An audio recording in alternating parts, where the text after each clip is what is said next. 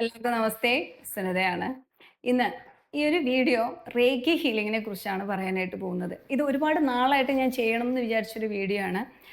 അതായത് ഞാൻ ഏതൊരു വീഡിയോ ചെയ്താലും അതിന് താഴെ എത്ര നല്ല പോസിറ്റീവ് കമൻറ്റ്സ് വന്നിരുന്നാലും അതിന് താഴെ ഒരാളെങ്കിലും കമൻറ്റ് ചെയ്യും.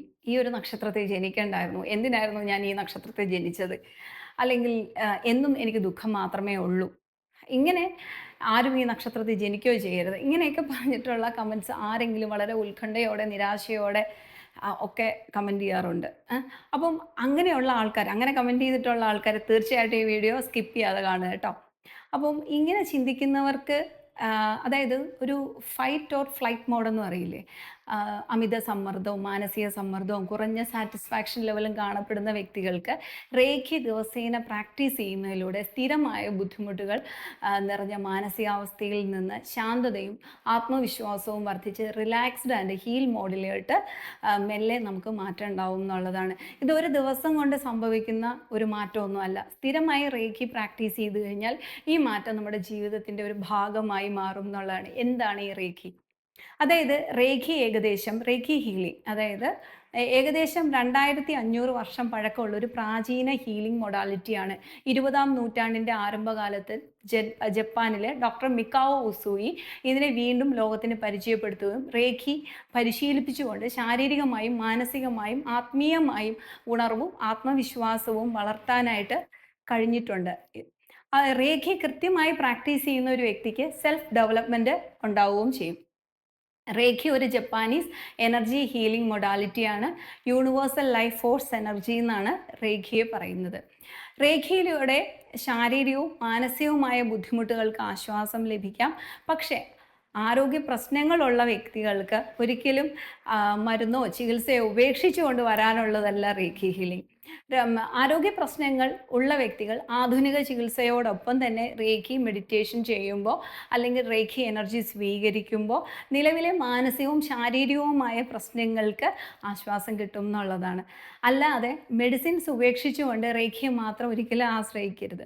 റേഖി ഒരു ഹോളിസ്റ്റിക് തെറാപ്പിയാണ്. ശരീരത്തിനും മനസ്സിനും ആത്മാവിനും ഒരുപോലെ ശാന്തത ഉണ്ടാക്കുന്ന ഹീലിംഗ് രീതിയാണ്. മനസ്സിന് റിലാക്സേഷൻ കിട്ടുമ്പോൾ, അതായത് ഫിസിക്കൽ ഹെൽത്തും മെൻ്റൽ ഹെൽത്തും അങ്ങോട്ടും ഇങ്ങോട്ടും കണക്ട് ചെയ്ത് നിൽക്കുന്ന വിഷയമായതുകൊണ്ട് തന്നെ മനസ്സിനൊരു റിലാക്സേഷൻ കിട്ടുമ്പോൾ ശാരീരികമായിട്ടുള്ള ആരോഗ്യത്തിനും പ്രകടമായ മാറ്റങ്ങൾ അവിടെ സംഭവിക്കുകയും ചെയ്യും.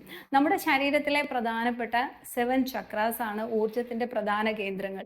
ഈ 7 ചക്രാസ് ശരിയായി പ്രവർത്തിക്കുമ്പോൾ ഊർജപ്രവാഹം ശരീരത്തിനുടനീളം സ്വാഭാവികമായും ഒഴുകുന്നു എന്നുള്ളതാണ്.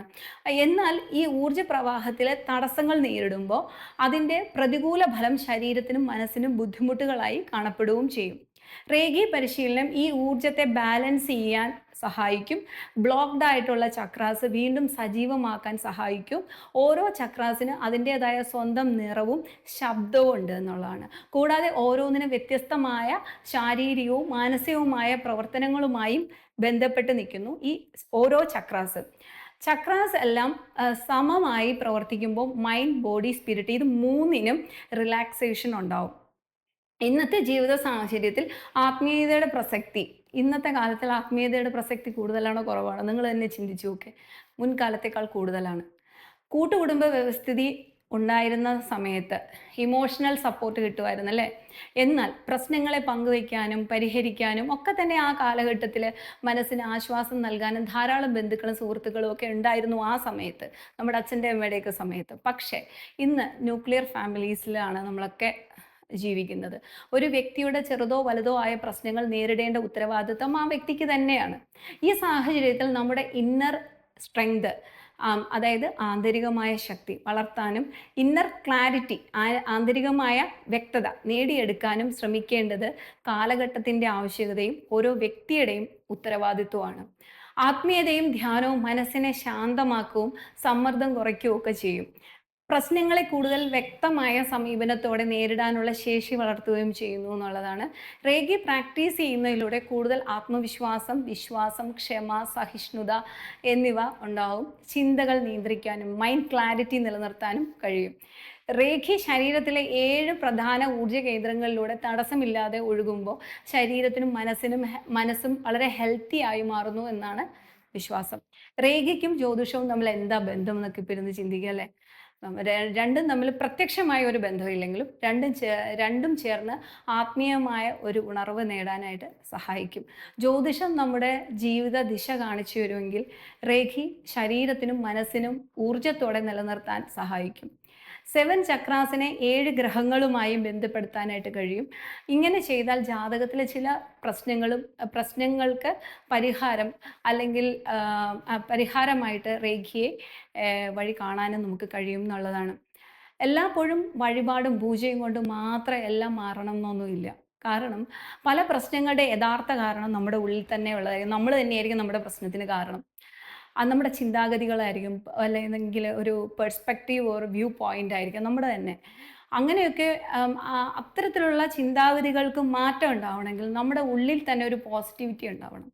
ആ പോസിറ്റിവിറ്റി ഈ റേഖി ഹീലിംഗ് എന്ന് പറയുന്ന ഹീലിംഗ് മൊഡാലിറ്റിയിലൂടെ കിട്ടും എന്നുള്ളത് എനിക്ക് സ്വയമേ മനസ്സിലായിട്ടുള്ളൊരു വിഷയമാണ്. അതുകൊണ്ടാണ് നിങ്ങളുമായിട്ട് ഷെയർ ചെയ്തിട്ടുള്ളത്. അപ്പം അടുത്ത വീഡിയോ ജ്യോതിഷപരമായ വീഡിയോയിലൂടെ കാണാം കേട്ടോ. ഈ വീഡിയോ എല്ലാവർക്കും ഇഷ്ടമായിട്ടുണ്ടെങ്കിൽ ലൈക്ക് ചെയ്യുക, ഷെയർ ചെയ്യുക, കമൻറ്റ് ചെയ്യുക, സബ്സ്ക്രൈബ് ചെയ്യുക. ഇനിയും കാണാം. ബൈ.